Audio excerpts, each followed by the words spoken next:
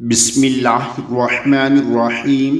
رسول اللہ صلی اللہ علیہ وآلہ وسلم نے ارشاد فرمایا،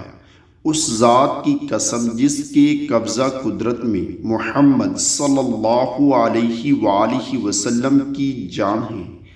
اگر لوگ مردے کا ٹھکانہ دیکھ لیں اور اس کا کلام سن لیں تو اپنی میت کو بھول جائیں اور اپنی جانوں پر رونے لگے، یہاں تک کہ جب مردے کو تخت پر رکھا جاتا ہے تو اس کی روح تخت کے اوپر